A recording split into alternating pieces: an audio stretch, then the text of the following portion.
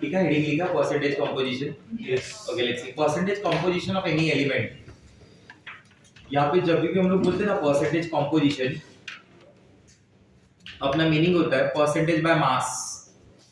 वो परसेंटेज ना in terms of mass का बात हो रहा है, बराबर। अगर मैं आपको बोलता हूँ कि फॉर्मूला है C6H6, what is the formula? C6H6। तो उस केस में कार्बन हाइड्रोजन का रेशियो क्या है? एटम का रेशियो 1:1। तो स्टूडेंट क्या सोचता है मालूम है? There is 50% carbon, there is 50% hydrogen. ऐसा नहीं है। वो जो परसेंट बोलते हैं ना, तो that is with respect to mass. ये टोटल मास कितना हुआ इसका? 78 ना। Carbon 12 into 6 plus 6, out of 78 there is 72। अगर मैं ग्राम बोलता हूं तो 72 ग्राम कार्बन हो गया, and there is 6 gram hydrogen. आपको इसका मास बताना होता है, मतलब इसका परसेंटेज बताना होता है इस मास का यूज करके। स्टूडेंट का मेंटालिटी क्या होता है? CH है, वो C6H6 बोलता है 6 कार्बन है 6 हाइड्रोजन है, टोटल 12 है, 12 में 6 ये 50%। ये गलत है, ऐसा नहीं है। किसी भी एलिमेंट का परसेंटेज जब निकालना है, परसेंटेज कंपोजिशन बाय मास, तो ये सीधा सीधा हो जाएगा परसेंटेज ऑफ एनी एलिमेंट। जैसे अभी सॉल्व करके मैंने बताया था थोड़ी देर पहले, percentage of any element, total percentage of any element में कैसे मास आएगा, उसका परसेंटेज कैसे आएगा बाय मास? उस पर्टिकुलर एलिमेंट का mass divide by the total mass.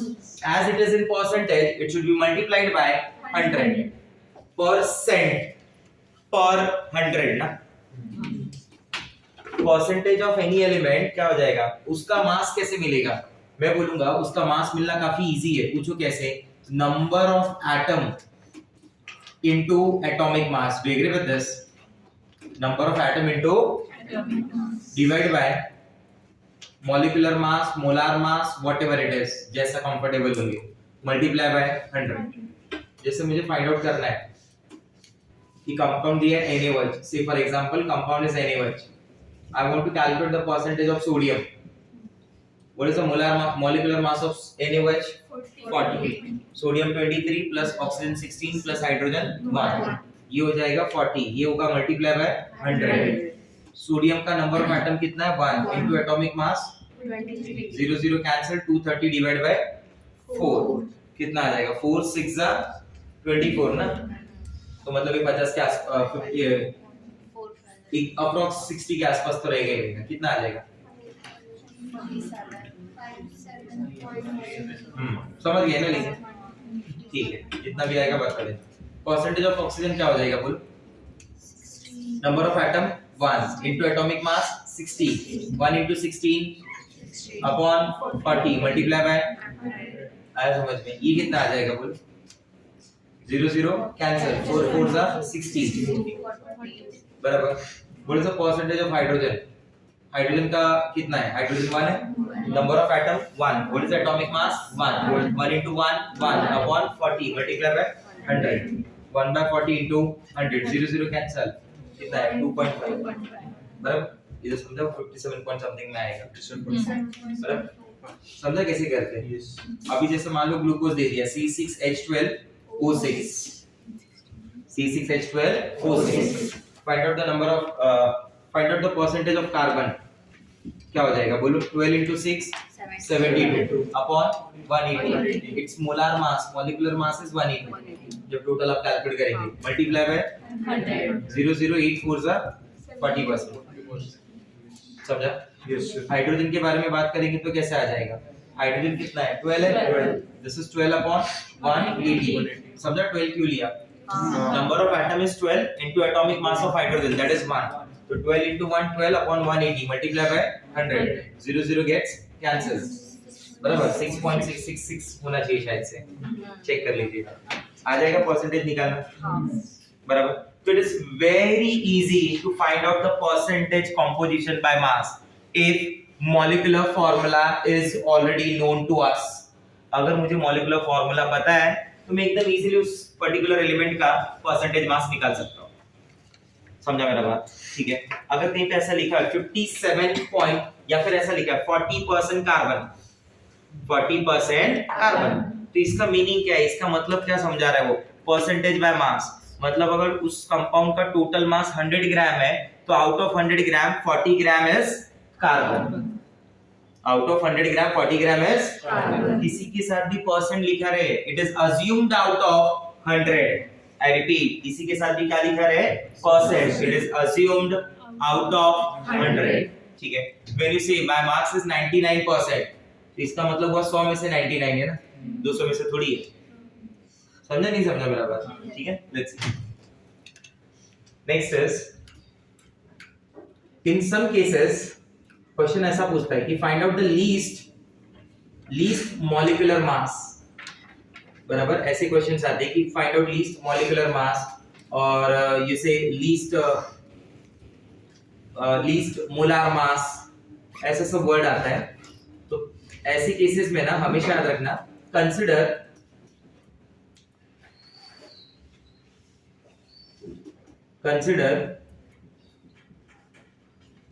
number of atom equal to 1. Consider number of atom equal to 1. बराबर, एक एग्जांपल देके समझाता हूँ। काफी पॉपुलर क्वेश्चन है, कई जगह पे मिलता है, ऐसा लिखा रहता है, an insulin contain 4% sulfur by mass. Insulin contain 4% sulfur by mass. ठीक है, find out its least, या फिर वर्ड देगा मिनिमम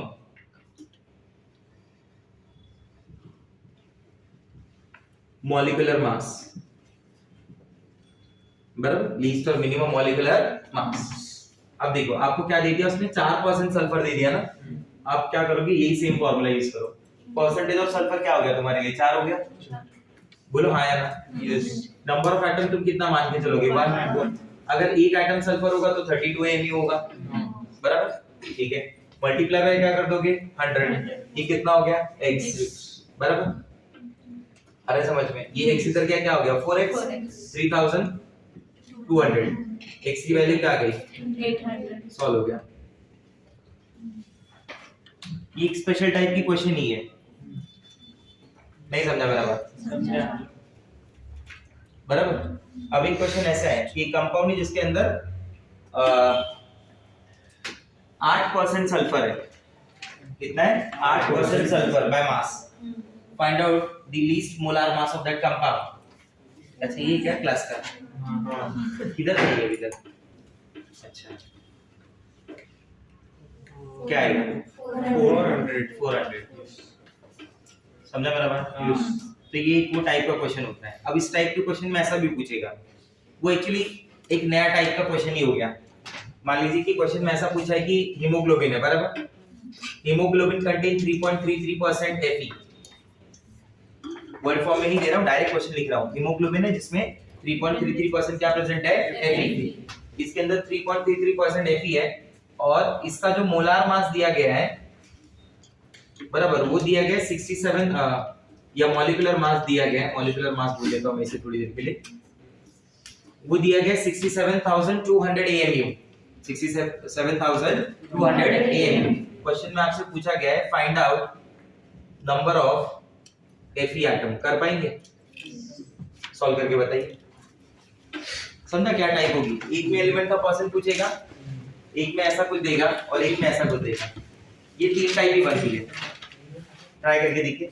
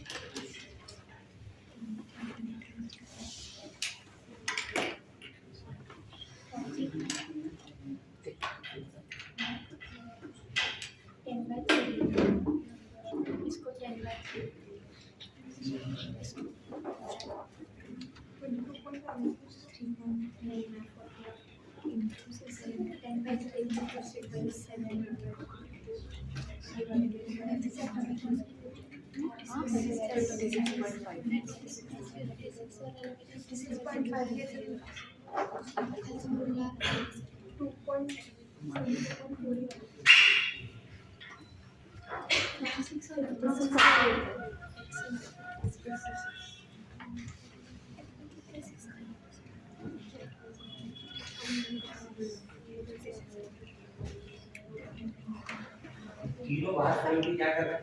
तो अभी 3 के 2 गए अंदर। ओमकार मैत्रेय, वीर और सत्य मसुके।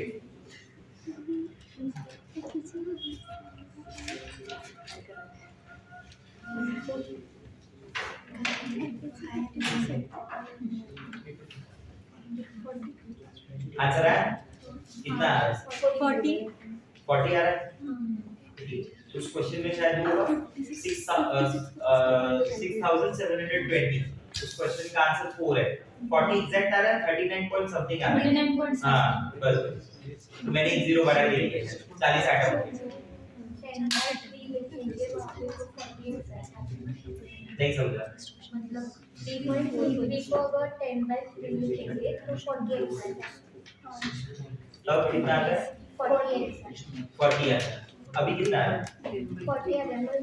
मैंने 10/3 लिखा उसको 3.33 हां इट्स ओके, कोई फर्क नहीं पड़ता। आपने कैलकुलेट करने के लिए लिखा ना, या इट्स ओके। कॉपी पी रहा कोई? नहीं ठीक है कोई बात नहीं।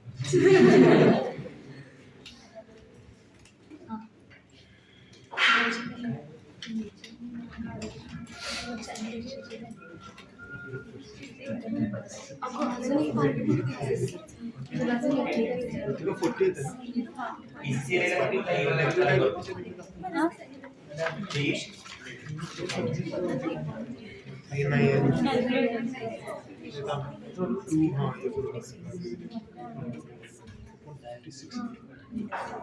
बेटे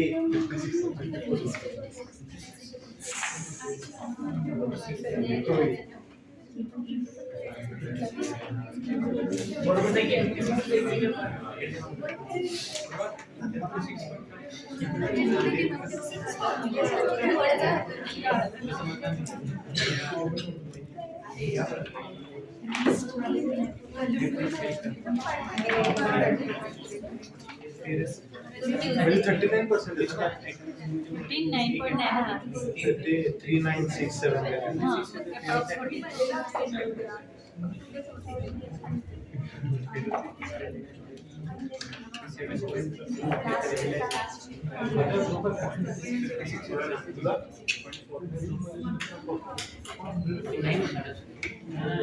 ये कॉपी करना जल्दी कॉपी कर लेना।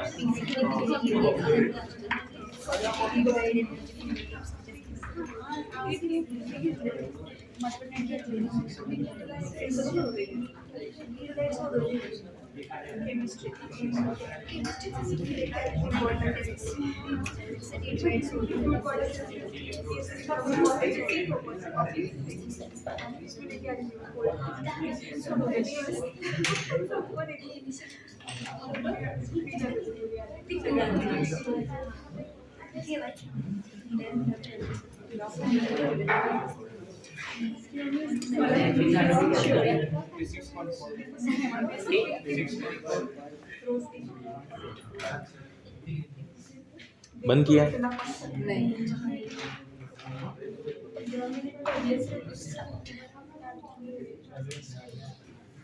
Done guys.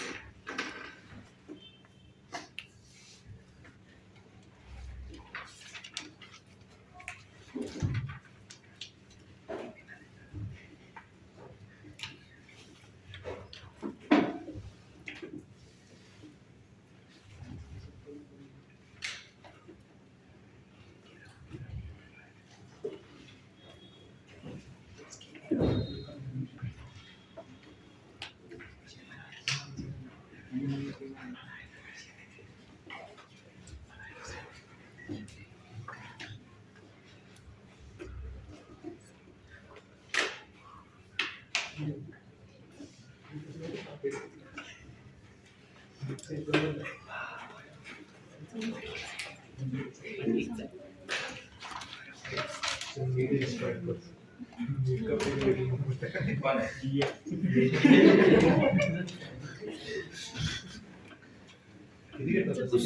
वो ऐसा रहता है जो जग में अंदर वो भरना नहीं चाहिए ना, वैसा बार बार वो पेन को देख के याद आना चाहिए ये पेन उस दिन यूज नहीं हुआ। हाँ, ऐसा कुछ तो नहीं है ना। मालूम पड़ा कोई बोले तू मेरा इंतजाम देगी रखे रे भाई, जरूरी है।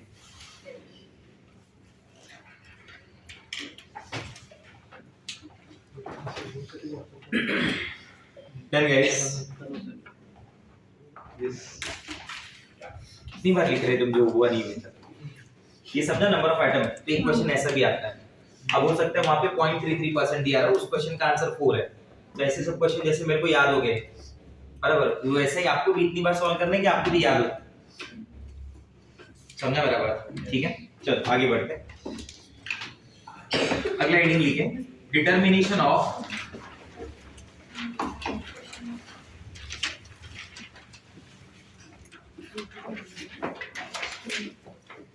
molecular formula by using percentage composition by mass.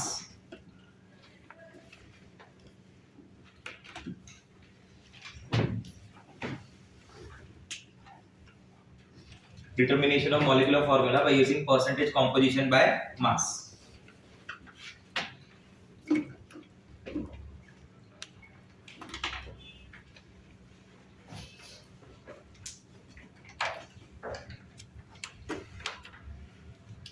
ठीक है, चलो ध्यान दो। Now understand this. It is very easy to calculate if molecular formula is given ना, it is very easy to determine the percentage by mass. Do you agree with this? अगर मैं किसी compound का molecular formula दे देता हूँ तो मेरे लिए उसका percentage determine करना ना बहुत आसान होता है। आपका क्या बोलना है, हाँ या ना? Yes. It is very easy to determine the percentage by mass if molecular formula is given to you. ठीक है, ये काफी इजी टास्क है, but if percentage by mass is given बराबर, और ये ना डायरेक्ट तरीका है, मॉलिक्यूलर फार्मूला दिया directly we can determine the percentage by mass, but if percentage by mass is given बराबर, और आप बोलो कि डायरेक्टली आप मॉलिक्यूलर फार्मूला निकाल लो, तो ये डायरेक्ट आना पॉसिबल नहीं है। It's a two step process. First, with the help of percentage by mass you have to calculate empirical formula and empirical mass of that compound. With the help of that empirical formula and empirical mass, you have to calculate molecular formula. So this is step number 1 and this is step number 2. ये direct process नहीं है। आप समझे मैं direct क्यों बोल रहा हूँ? इसमें दो स्टेप होगा। परसेंटेज बाय मास से पहले एम्पिरिकल फार्मूला, एम्पिरिकल मास निकालो, उसकी हेल्प से तुम्हें क्या मिलेगा? Molecular formula. उसमें भी कुछ हेल्प मिलना चाहिए। Molar mass should be provided. वापस तुम लोग ने आज मेरे को याद नहीं दिलाया, मैंने बोला था कल मुझे याद दिलाना, डेंसिटी बढ़ा दूंगा।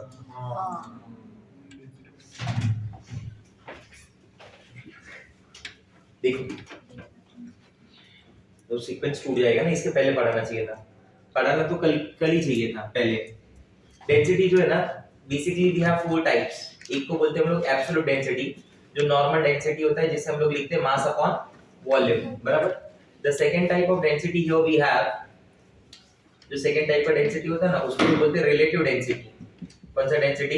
रिलेटिव डेंसिटी बराबर। Relative density is basically the density of any gas with respect to the density of reference gas. आप किसी गैस का डेंसिटी किसी गैस के विद रिस्पेक्ट टू बोल रहे हो, आया समझ में? क्या आपने कभी सुना है P is equal to nRT? आप लोगों ने नहीं सुना होगा, बट फिर भी जो मैं बोल रहा हूँ बातें मान लेंगे मेरी। ऐसा कोई इक्वेशन होता है जिसका नाम होता है आइडियल गैस इक्वेशन। ठीक है, ये होता है नंबर ऑफ मोल्स, ये होता है यूनिवर्सल गैस कांस्टेंट, ये होता है टेंपरेचर, ये होता है प्रेशर, ये होता है वॉल्यूम। क्या मैं इसको P is equal to n/v लिख सकता हूँ? हाँ, ठीक है। चलिए मैं इसको नंबर ऑफ मोल्स पे लिख रहा हूँ, मास अपॉन मोलार मास बराबर। मैं मोलार मास को इस तरफ भेज रहा हूँ, P into molar mass is equal to mass upon volume into RT। Mass upon volume की जगह क्या डेंसिटी लिखा जा सकता है? हाँ, बराबर। अगर कांस्टेंट प्रेशर और कांस्टेंट टेम्परेचर की कंडीशन है, constant pressure and constant temperature का कंडीशन है, तो उस केस में जो मास होगा, मोलार मास विल, और r तो कांस्टेंट ही होता है दुनिया के लिए, तो molar mass will be directly proportional to density. तो उस हिसाब से ये सब प्रोसीजर के बाद तुमको नोट्स में ये सब मेंशन है, अलग से सेपरेट टॉपिक है इसके पहले, डेंसिटी ऑफ गैस करके, वो देख लेना, तुम्हारे में दिया रहेगा। Density of any gas upon density of reference gas की जगह क्या लिखूंगा मालूम है? Molar mass of any gas upon molar mass of reference gas. क्या इजी है याद रखना और सोचना, किसी गैस का डेंसिटी है, उसका मोलार मास, मोलार मास। तुम्हें मोलार मास नहीं याद हो रहा है, डेंसिटी का कहां से टेंशन पा रहे हो? बराबर ना? तो तुम्हारे लिए इस टर्म में सॉल्व करना इजी है, मोलार मास के टर्म में। जैसे मुझे पूछा गया find out the relative density, question समझना मेरा, मैं इसको थोड़ी देर के लिए रोक रहा हूं इस पार्ट को, जब तक ये पढ़ा नहीं दे रहा हूं। क्वेश्चन ऐसा है, find out relative density of methane gas with respect two sulphur dioxide gas. Question समझ गया क्या? ऐसा लिख के दे देगा, 4 वैल्यूज दी रहेंगे, बोला रही तो कुछ किसी का डेंसिटी दिया ही नहीं है और रिलेटिव डेंसिटी कैसा पूछ रहा है, समझ रहे बात को? तो मीथेन गैस का डेंसिटी निकालना है, किसके विद रिस्पेक्ट टू SO, तो molar mass of methane gas upon molar mass of SO2 gas. Methane gas कितना हो गया? 16, SO2 गैस क्या हो गया? 64। नहीं समझा? ऐसे सॉल्व करना है। अगला क्वेश्चन पूछा relative density of methane gas with respect to ammonia gas. ये हो गया 16, वो हो गया 17, 16/17 आया समझ में? अगला क्वेश्चन पूछा relative density of X gas with respect to Y gas. तो आंसर क्या आया? Molar mass of X gas upon molar mass of Y gas. आया समझ में? उस X गैस का जो मोलार मास होगा डिवाइड कर दीजिए उसको Y गैस के मोलार मास से, आपका आंसर आ जाएगा। क्लियर? तो ये एक रिलेटिव डेंसिटी होती है। एक डेंसिटी होती है जिसको हम लोग बोलते हैं vapour density. These two are used for the gases. ये दोनों यूज होती है किसके लिए? गैसेस के लिए, बराबर। एक टर्म होता है, हम उसको बोलते हैं स्पेसिफिक ग्रेविटी। क्या बोलते हैं? दिस ग्रेविटी वाला term is used for, it is used for solid and liquid basically. It is used for solid and liquid, liquid and solid की केस में यूज किया जाता है। तो हम लोग ऐसा लिखते हैं स्पेसिफिक ग्रेविटी को, specific gravity density of the substance divided by the density of water at 4 degree Celsius. तो डेंसिटी ऑफ द सब्सटेंस का एक यूनिट होगा ग्राम पर ml, वाटर का एक यूनिट होगा ग्राम पर ml, ग्राम पर ml कैंसिल हो जाता है। ये जितनी भी रेशियो है ना, इसमें से किसी का भी यूनिट नहीं होता। Specific gravity it has no unit, वो सीधा नंबर लिखा रहता है 1.8, 1.5, 1.67, क्योंकि वो density of substance with respect to density of water है। आया समझ में बात? तो अगर आपको मान लो स्पेसिफिक ग्रेविटी दिया है और किसी सब्सटेंस का डेंसिटी पूछा है, तो इस स्पेसिफिक ग्रेविटी को ग्राम पर ml से मल्टीप्लाई कर देना, you will get the density of the substance. आया समझ में? क्योंकि वही यूनिट तो कैंसिल होता है ना, और डेंसिटी का कॉमनली यूज यूनिट क्या है? ग्राम पर ml। तीसरा जो बोल रहे हैं ना अपन वेपर डेंसिटी, वो वेपर डेंसिटी ऐसे लिखते हैं हम लोग। इसमें क्या करते हैं मालूम है? डेंसिटी ऑफ गैस, मतलब कोई भी गैस, आपको जो गैस यूज करनी है वो, density of any gas with respect to the density of hydrogen gas, with respect to the density of hydrogen gas. तो यहाँ पे क्या लिखा जाएगा? Molar mass of any gas upon molar mass of hydrogen gas. इधर क्या था? Gas fix नहीं था, आप किसी को भी रेफरेंस मान सकते थे ना, बट इधर क्या है? गैस फिक्स है। So in that case what we write, you know, molar mass of the gas divide by 2। तो यहां से वो फार्मूला आता है 2 into vapour density is equal to molar mass. आया समझ में? 2 into vapour density is equal to molar mass, ये फार्मूला है, ठीक है। अब यहां पे देखते हैं। अब मैं यहां पे सबसे पहले सॉल्व करूंगा step number 1 to determine molecular formula ना। मुझे स्टेप 1 का जरूरत है। स्टेप 1 क्या है? स्टेप 1 क्या है बोलो? एम्पिरिकल फार्मूला एंड एम्पिरिकल मास। देखते हैं। सबसे पहला आपको ये अश्योर करना है कि sum of given percentage sum of given percentage should be 100। जितने भी परसेंट दिए हैं वो उनका सम क्या होना चाहिए 100। If in case it is less than 100, if it is less than, if it is Less than obviously if it is अगर वो 100 से कम है बराबर, and nothing is specified, and nothing is specified, I repeat nothing is specified. अगर मैं बोलता हूं कि वो 100 से कम है और कुछ भी स्पेसिफाई नहीं किया गया है, in that case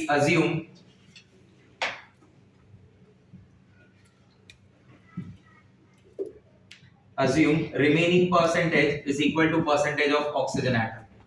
आप assume कर लीजिए कि जो remaining percentage है वो ऑक्सीजन है। जैसे मैं आपको क्वेश्चन समझाता हूँ, बोलता हूँ, सुनना ध्यान से and try to answer। A hydrocarbon contains 80% carbon.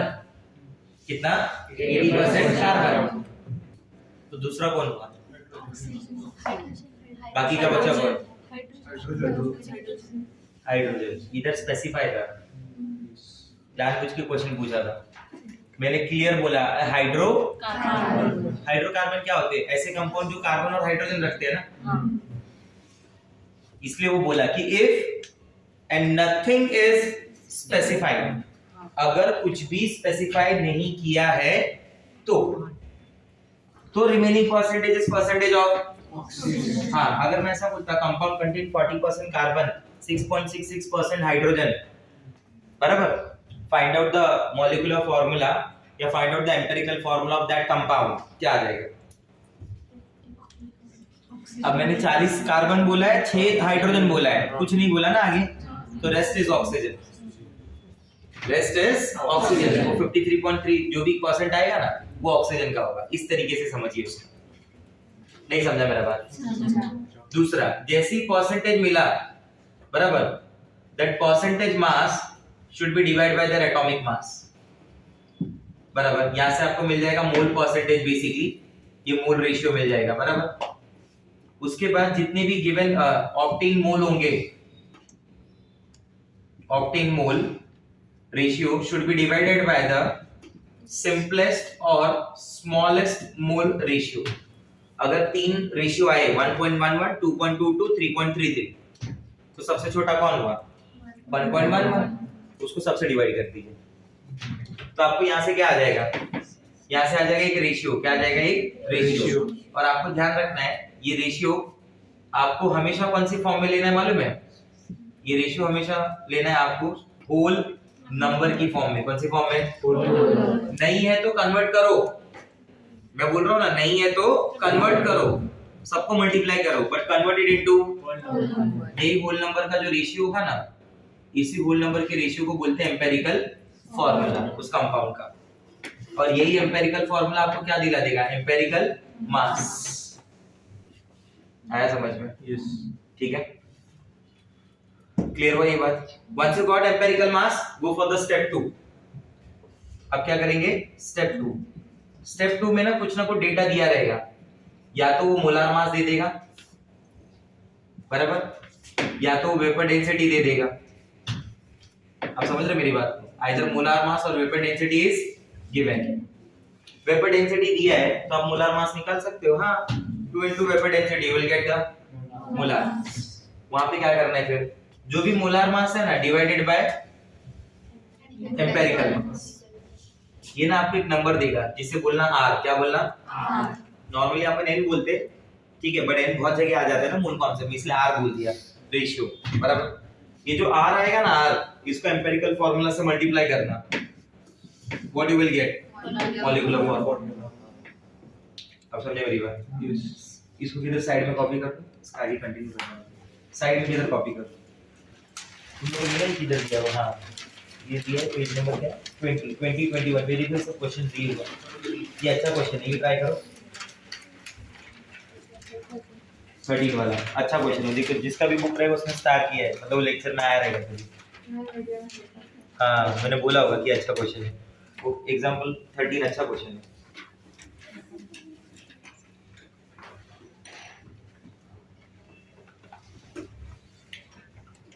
तो इतनी देर पढ़ाओ, 15 मिनट ही होते, टोटल मिला के आधा घंटा हुआ अभी तक।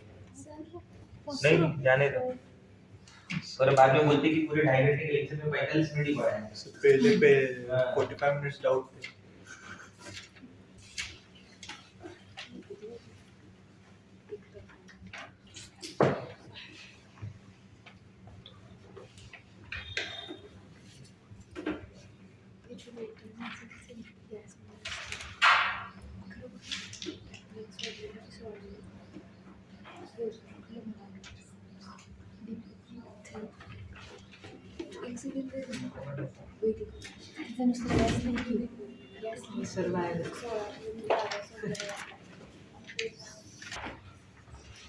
ये hydrocarbon contains 80% carbon. Hydrocarbon contains 80% carbon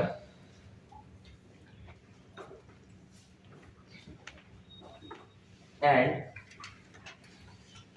20% hydrogen.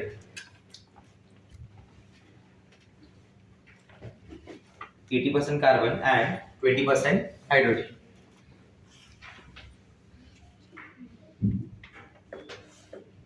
If molar mass is equal to 30, if molar mass is equal to 30, मैंने बोला था ना either molar mass or vapor density should be given. Something should be given to find out the molar mass.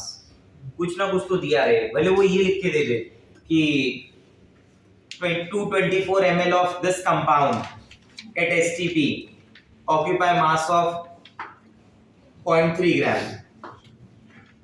तो 224 अगर 0.3 ग्राम होगा तो 22400 जितना भी होगा वो क्या होगा उसका मोलार मास। तो 224 का 0.3 तो 224 का 22400 का कितना हो जाएगा, 224 का 0.3 दिया है तो 22400 का हो जाएगा 30। सही बोल रहा हूँ ना? या तो ऐसा दियो, आप समझ रहे हो मैं एक नया पॉइंट कहां से ला रहा हूँ, कोई इंफॉर्मेशन दियो जिससे आप मोलार मास ढूंढ पाओ, जिससे आप क्या ढूंढ पाओ हाँ, वरना तो पॉसिबल नहीं है। क्या मैं अगर क्वेश्चन पूछूं जैसे ये H2O है, ये उसका मॉलिक्यूलर फार्मूला है ना, तो इसका एम्पिरिकल फार्मूला भी क्या होगा H2O ही होगा, क्योंकि इसका सिंपलेस्ट रेशियो यही है। You can't write it as 1 0.5, fraction चाहिए ही नहीं, मैंने पहले ही बोला था। This is a whole number ratio. Sir आ रहा है फ्रैक्शन आ रहा है, convert it into whole number. आप समझे मेरी बात? क्लियर हो रहा है मेरा पॉइंट मैं क्या बोलना चाहता हूं? सपोज इफ आई राइट ये, चलो ये सॉल्व करते फिर और आपको समझाता हूं। इफ मोलार मास इज 30, देखिए कैसे सॉल्व करना है। पहले तो बता दो सम ऑफ गिवन पर्सन 100 है या नहीं है, है ना? तो देखो कौन से दो एलिमेंट है उन दोनों को लिख लो, कार्बन और हाइड्रोजन। कार्बन कितना है 80, हाइड्रोजन कितना है 20। Carbon 80 divide by 12, hydrogen 20 divide by 1। 80 divide by 12 क्या आएगा 6.66, 20 डिवाइड बाय 1 क्या आएगा 20, अगेन 6.66 डिवाइडेड बाय this और ये 6.66, ये कितना आएगा 1, 16 3 ये आ जाएगा 3। आया समझ में? 0.66 into 3 भी तो होगा ना, 1.99 आएगा वो, 1 पॉइंट उसके आसपास। अप्रोक्सीमेट आंसर 20 हो जाता है वो। ये 1 हो गया, ये 3 हो गया, मतलब कार्बन 1 है और हाइड्रोजन 3 है, तो कार्बन और हाइड्रोजन का रेशियो का फार्मूला क्या हो गया CH3। इसको बोलते हैं एम्पिरिकल फार्मूला। समझ गए बात को? इसका एम्पिरिकल मास क्या आएगा, कार्बन का 12, हाइड्रोजन का 3 into 1, 12 और 3 मिला के क्या हो गया 15, बराबर। What is the molar mass upon empirical mass? It gave you the ratio. What is molar mass given to you? 30. What is empirical mass? Ratio क्या आ गया 2. Ratio multiplied by empirical formula will give you the molecular formula. Ratio कितना है तुम्हारे पास देखो जरा, into CH3 क्या हो जाएगा C2 हो गया सॉल्व। नहीं समझा? दूसरा क्वेश्चन लिखते हैं।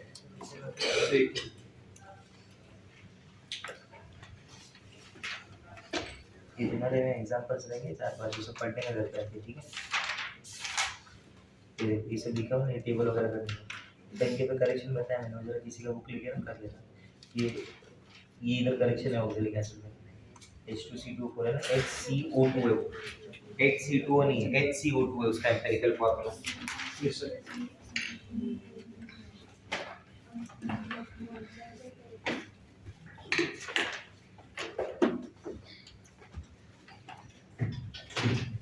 डन बोलो एन ऑर्गेनिक कंपाउंड कंटेन अगला क्वेश्चन लिखिए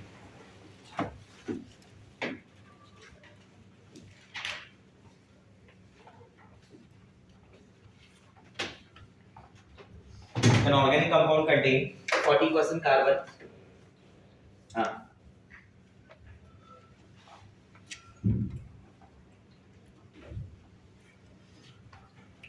40% carbon 6.66% hydrogen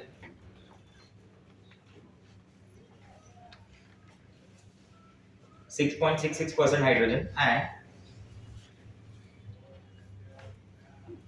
6.66% hydrogen लिखा आगे लिखो find if the molar mass of the compound is 180 if the molar mass of compound is 180 find out its molecular formula find out its molecular formula अब इस question में पिछले वाले से क्या अलग है इसमें ना वो ऑक्सीजन का परसेंट नहीं दिया है तो और कंपाउंड में और कुछ तो बोला नहीं है मैंने तो if there is carbon hydrogen along with that oxygen is also there नहीं समझे मेरी बात अंदर कार्बन है हाइड्रोजन और साथ में क्या होगा ऑक्सीजन तो तीनों के मास निकालिए फटाफट सॉल्व करके बताइए 3 से 4 मिनट में कंप्लीट कर दो 3 मिनट भी बहुत दिया है मैंने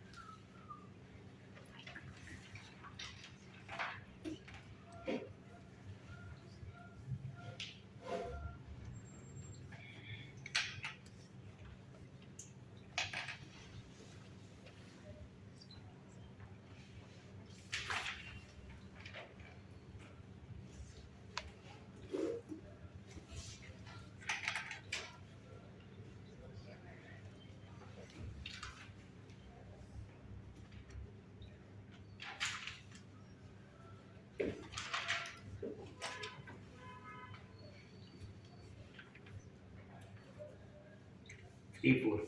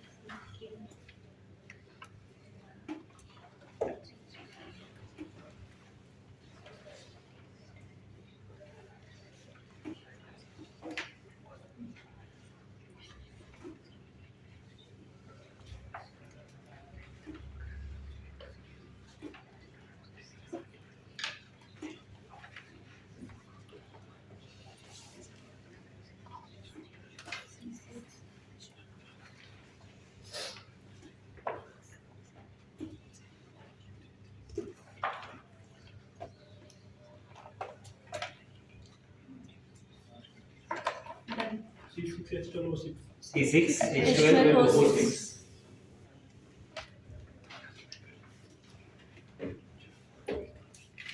आया आप लोग को सारा आया बताओ उसको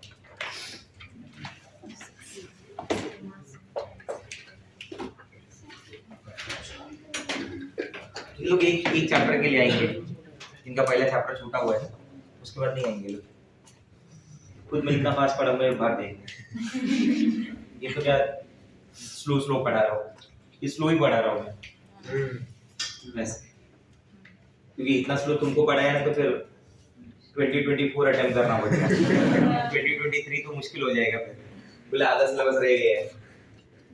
ठीक है देखो 40 हो जाएगा, एक 6.66 आएगा और एक 53 पॉइंट समथिंग होगा ना, 12 एक 16 ये आएगा 3.33 6.16 3.3 एक तो एक CH2O आया समझ में। तो कार्बन का 12 हो गया, हाइड्रोजन का 2 हो गया, ऑक्सीजन का 16 हो गया, ऐड करने में 30 आएगा। 180 डिवाइड बाय 30 आंसर आएगा 6 into empirical formula CH2O gives C6H12O6 आया समझ में। ठीक है याद रखें, फ्रक्टोज का भी यही फार्मूला होता है, आप सिर्फ ग्लूकोज बोलते हैं। नेक्स्ट क्वेश्चन लिखिए।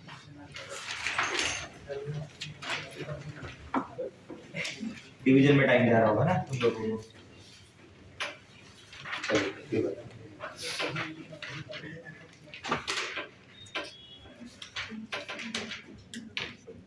क्वेश्चन लिखिए।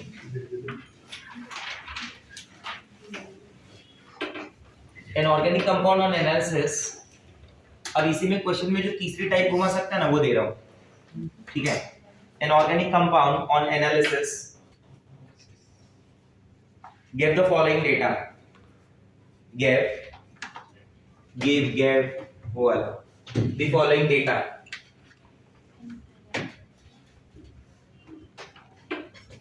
जिसमें कार्बन का परसेंट दिया है 57.82% और हाइड्रोजन का परसेंट दिया है 3.6%। आगे क्वेश्चन में लिखा है its vapor density is 83। आगे क्वेश्चन में लिखा है its vapor density is 83। Test का शेड्यूल अनाउंस हुआ? नहीं। अगले हफ्ते में चैप्टर खत्म है। अरे बहुत कंट्रोल करके पढ़ा रहा हूं अपने आप। Its vapor density is 83। Find its molecular formula। इस क्वेश्चन में समझा नया टिप्स क्या दिया है? इस बार वेपर डेंसिटी दे दिया है ताकि आप 2 into वेपर डेंसिटी करके मोलार मास निकाल लो। परसेंटेज ऑफ ऑक्सीजन वाली चीज कंटिन्यू हो रही है, एक और नया चीज देखने को मिलेगा तुम क्वेश्चन आगे सॉल्व करोगे तो। ट्राई करके देखो।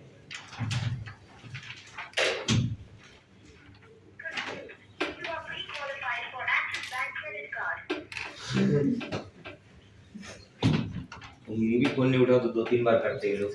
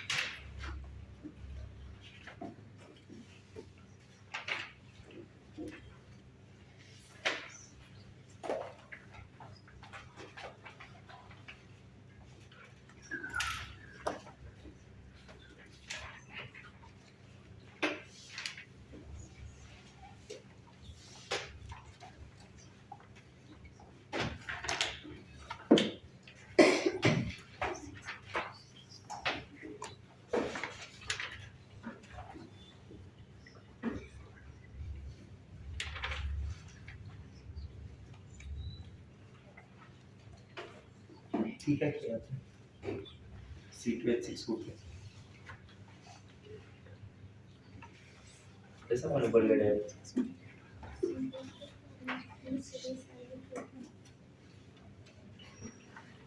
याद हो गया इसका एम्पिरिकल फॉर्मूला ये, इसको भी बता दिया। छाप लीजिए, कट कर सॉल्व कर खुद से। पता नहीं मुझे, तुमने डायरेक्ट लिखा तो वही मैं बोला 4 सेकंड में कैसे आ गया। 4 सेकंड में तो मेरे को ना आए, तुमको 4 सेकंड में फॉर्मूला आ गया तो मैं टेंशन में आ गया कि क्या पढ़ा है। नहीं बराबर नहीं है आंसर। आंसर बराबर, वो जो लिखा है अपने बराबर नहीं है, जो बचा है वो उससे सॉल्व करो, कुछ भी ऐसा शॉर्टकट यूज करने की जरूरत नहीं है। स्टैंडर्ड प्रोसीजर जो है वो फॉलो कर लीजिए आप।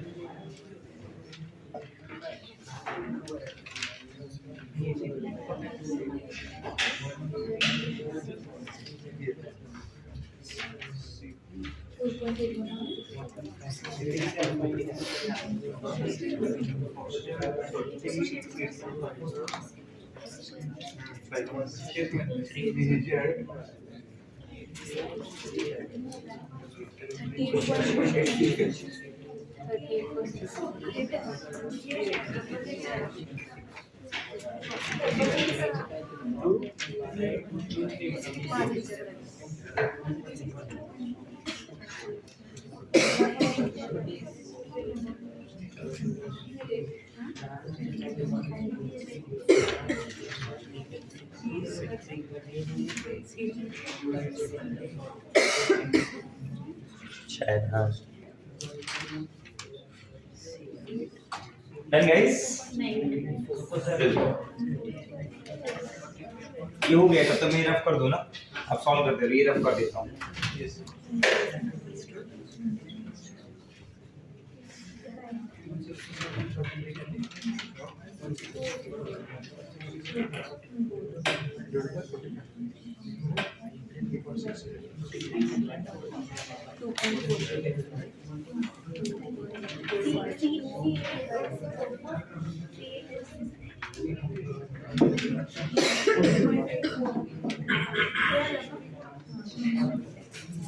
आपल्याला VD दिलेला आहे. 166 divided by 83 हां, VD.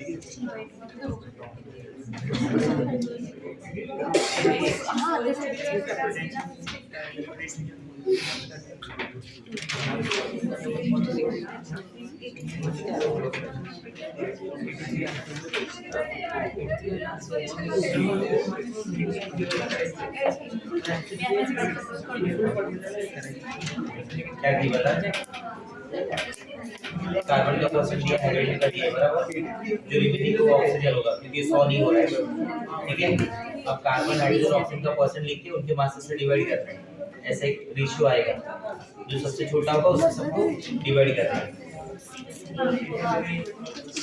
आया? चलो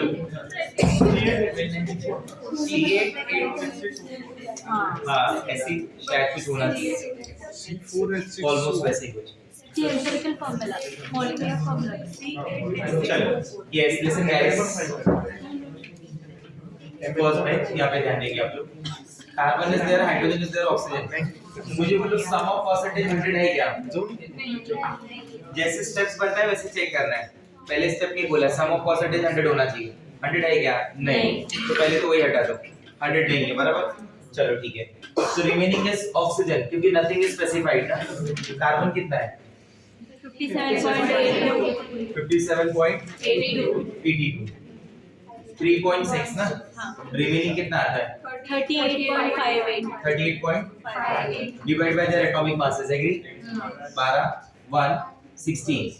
इसका कितना आता है? 12 इसका 4.81। ओके, अच्छा यहाँ पे ध्यान देना, थोड़ा अप्रोक्सीमेशन कम ही करना, जितना पॉसिबल है उतना होल, मतलब उतना एग्जैक्ट सॉल्व कर लेना, ठीक है, फर्क पड़ जाता है। ये कितना आएगा? 3.6, 2.4 डिवाइड बाय 2.4 हो जाएगा, तब तो ये मुझे क्लियर लग रहा है 2 आ जाएगा, और ये 2.4 से जाएगा, ये 1 आ जाएगा, और 2.4 में 1.2 ऐड करेंगे तो 3.6 होता है, मतलब ये 1.5 आएगा। ये नया क्वेश्चन में ट्विस्ट था, इस बार आपको जो रेशियो मिला उसमें फ्रैक्शन था, तो ये 4 हो गया, ये 3 हो गया, ये 2, तो फार्मूला हो गया C4H3O2, carbon 12 into 4 48 plus 3 plus 32, कितना हो जाता है? 83 होना चाहिए, 2 नहीं होगा फिर वो, हाँ 83। तो इसका एम्पिरिकल मास 83 है ना, और molar mass upon empirical mass ratio 2 आ जाएगा, समझा कैसे? वो वेपर डेंसिटी का डबल कर लो, आया समझ में? तो ये रेशियो आया 2 into C4H3O2 समझ जाएंगे। नेक्स्ट क्वेश्चन समझा आप लोग को? जैसे स्टेप दिए वैसे सेम स्टेप सॉल्व करने हैं, घर पे आके सॉल्व करना है और तब तक सॉल्व करने का जब तक क्वेश्चन देख के आंसर बाहर ना हो जाए। एग्जाम में कोई पूछता नहीं कैसे आंसर आया, सिर्फ ये देखते राइट मार्क किया नहीं किया। हाँ और क्या, तुमको 180 आ जाएगा तो मैं खुद डरेगा तुझसे कुछ पूछ ले को उल्टा मेरे को ही कुछ पूछ लिया। नेक्स्ट क्वेश्चन 2.746 ग्राम 746 ग्राम 46 लिख दिया मैंने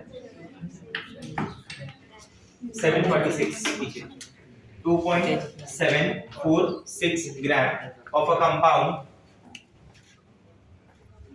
on analysis gave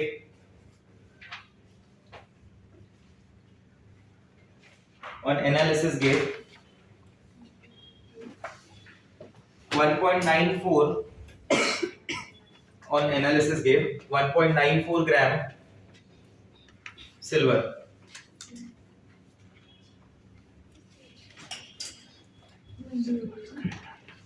0.268 gram sulfur,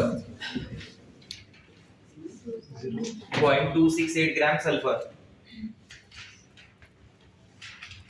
0.538 gram oxygen.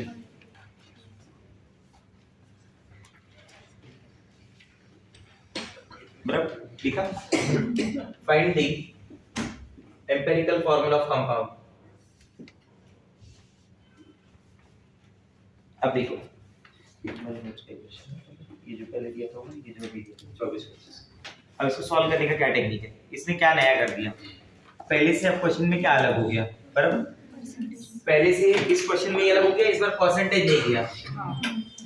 तो पहला तुम क्या करो, फर्स्ट कैलकुलेट परसेंटेज और जो बाकी का प्रोसीजर है वो करो। First you find out the percentage of silver, technique बताई थी ना।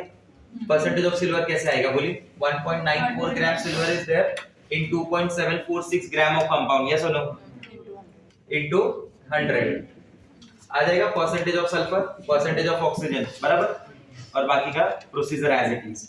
तो just write down the procedure, बाद में सॉल्व कर लेना। मैं आपको एक नया क्वेश्चन कराता हूँ इसी के ऊपर, अगला टाइप कराता हूँ। Try to understand the types. एक बार आपका टाइप का अंडरस्टैंडिंग हो गया ना तो कॉन्सेप्ट आएगा। ये समझो कि किस टाइप में क्या पूछना चाहता है। इसमें क्या किया, सब कुछ वही पूछा है बट इस बार परसेंटेज ना देके कुछ मासेस दे दिए और बोला तुम परसेंटेज निकालो और फाइंड आउट करके बताओ। आया समझ में, ऐसा कर सकता है।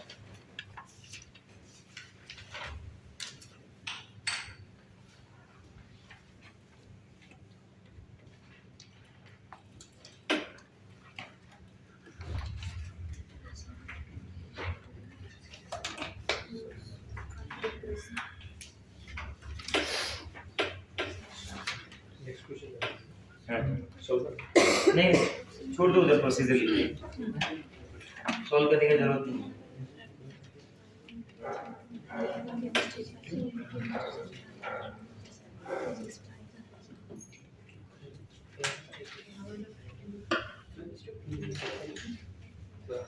हाँ बोलिए,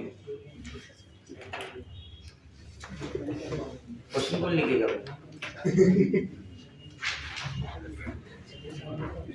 तुमको हर एक में ब्रेक मिलता है क्या?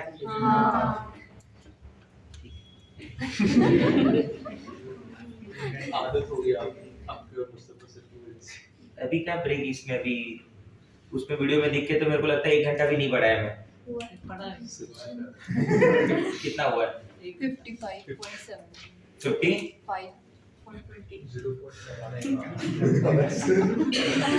ये क्वेश्चन आगे सॉल्व कर दो। अभी आ रहे हैं उसको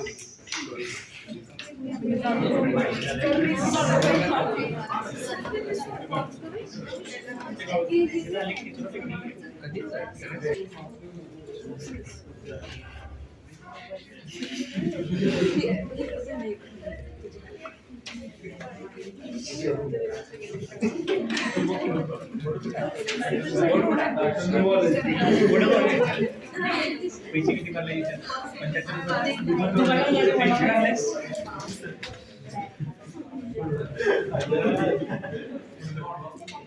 75,000.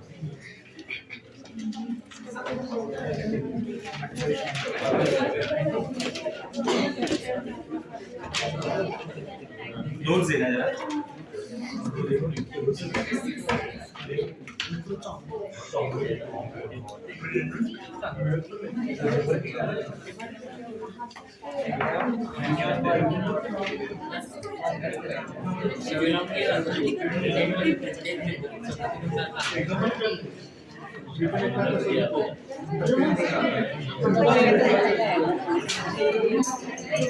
Yes, please बातें नहीं. Side and the question. बस इतना आवाज करेंगे. लिखो. LSD is a complex compound. LSD.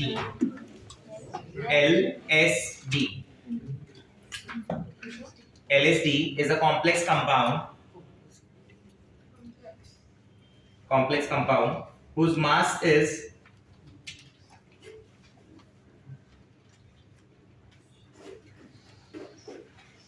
is made up of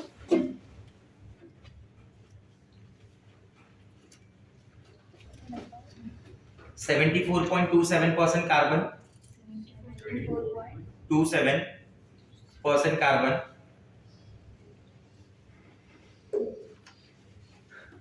7.79% hydrogen, 79% hydrogen,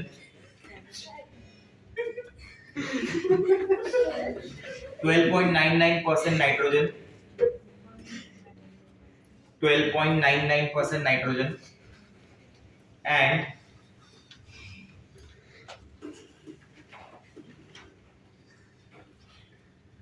hello क्या लिखा? 12.99% नाइट्रोजन. ऐसे काम का बात बोलो तो सुनाई नहीं देता, ये सब सुनाई देते कोई सामने है ऐसे. 4.9% ऑक्सीजन and 4.95% oxygen. 4.95% oxygen. आगे लिखो. What percent of the atoms in LSD are carbon atoms? इस क्वेश्चन का ट्विस्ट समझा क्या है? ये क्वेश्चन में नया क्या है मालूम है? पहला फॉर्मूला निकालना पड़ेगा. उस फॉर्मूले के बाद आपको परसेंटेज ऑफ कार्बन कैलकुलेट करना है नंबर ऑफ एटम के अकॉर्डिंग. अब जैसे मान लो फॉर्मूला आ गया CXHYNZ और OT, तो जो X + Y + Z + T करना पड़ेगा तो टोटल एटम मिले. उसमें कार्बन के जितने एटम होंगे वो अपॉन टोटल मल्टीप्लाई बाय 100, तब कार्बन का परसेंट आएगा. उसने एटम के परसेंट पूछे, आखिरी में लाइन देते. क्वेश्चन का ट्विस्ट समझा क्या था लास्ट का? नहीं समझा अभी भी मेरा बात. एक फॉर्मूला आया इसका मान लीजिए, बराबर. वो फॉर्मूला मान लीजिए ऐसा आया. कार्बन, हाइड्रोजन, नाइट्रोजन, ऑक्सीजन ना, X Y Z T. सुनो मेरी बात ध्यान से. तो टोटल एटम कितने हो गए? X + Y + Z + T. Last line को पढ़ो इंग्लिश में, पढ़ के देखो क्या लिखा है. हाँ बराबर.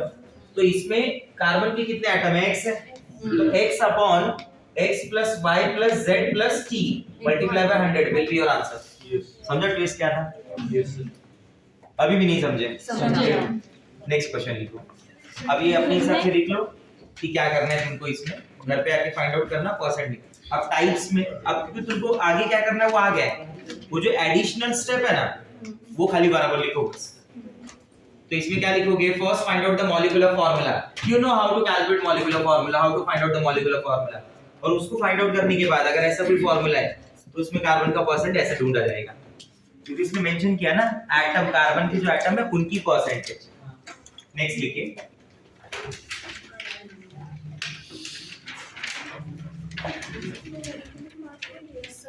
इसमें मॉलिक्यूलर मास तो जो एम्पिरिकल फार्मूला है उसको ही मान लेगा ना.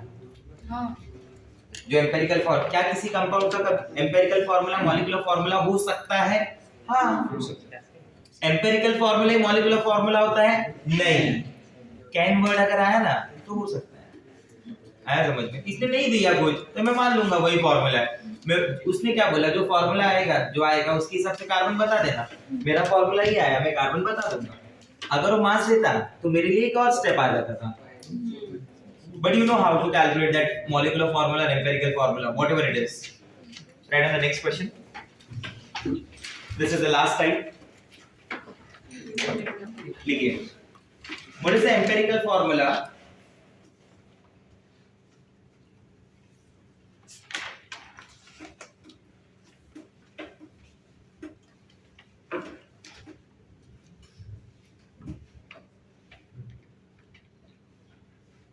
What is the empirical formula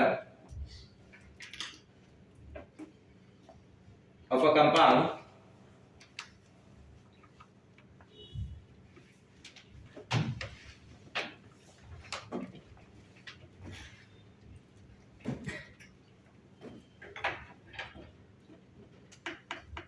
which on burning a small sample of it, which on burning a small sample of it in oxygen, a small sample of it in oxygen gives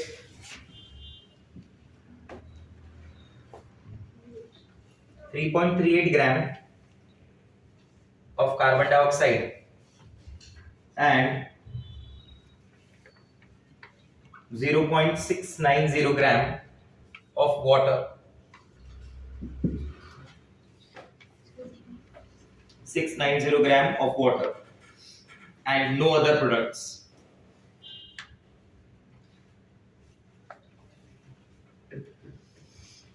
DPP 4 का question है, 3 दिया था ना कल तुमको, 3A 3B, ये 4 का question है, बट आधा क्वेश्चन है, आधा तुम देखेंगे तो समझ जाएंगे। यहाँ पे मैं मोलार मास देखिए, एम्पिरिकल मॉलिक्यूलर फार्मूला तक नहीं जाऊंगा, मैं एम्पिरिकल फार्मूला पे ही रुक जाऊंगा। मोलार मास आगे तुमको एक वैल्यू दी है गैस की, 10 लीटर में इतना, तो 22.4 लीटर में इतना ऊपर क्या आ जाएगा, तो तुम कैलकुलेट कर पाओगे। ये देखो 3.38 ग्राम ऑफ कार्बन डाइऑक्साइड दे रहा है और 0.9690 ग्राम ऑफ वाटर दे रहा है। मैं इसका मतलब क्या समझ रहा हूँ कि वो गैस क्या है मालूम है, CXH गैस होगी, और वो गैस ऑक्सीजन की कंबशन पे कार्बन डाइऑक्साइड दे रही है, साथ साथ में क्या दे रही है, वाटर दे रही है, बराबर। अब देखिए ये इसका जितना भी कार्बन होगा यहाँ मिलेगा, इसका जितना भी हाइड्रोजन होगा यहाँ मिलेगा। Do you agree with this? Clear? हाँ है ना? इसका रेशियो चेक करेंगे तो ये 1:x के रेशियो में और ये 1:y/2 के रेशियो में। नहीं, y क्या आता है बताया था ना बैलेंसिंग का, तुम CXHY x + y/4, हाँ y/2 आएगा, क्योंकि हाइड्रोजन कितना हो जाएगा, 2 * y हो जाएगा ना, 2 * y/2 y आएगा ना, तो y इधर भी आया समझ में। अब ये x CO2 है और y/2 H2O है। Now try to understand this.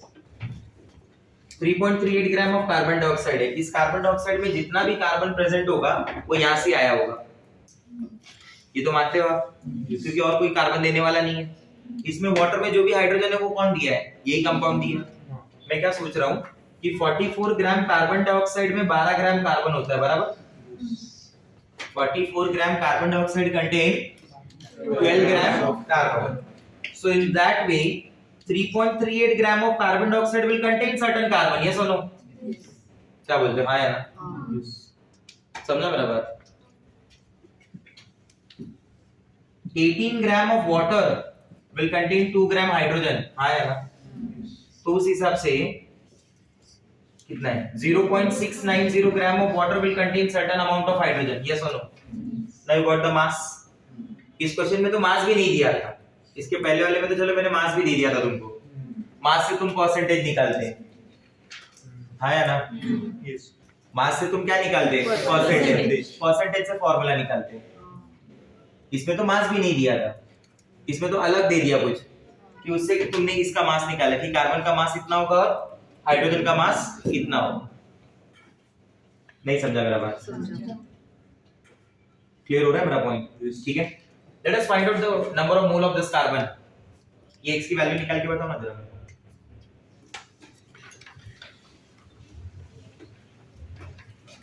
जल्दी। 12 into 3.38 डिवाइड बाय 44 11.22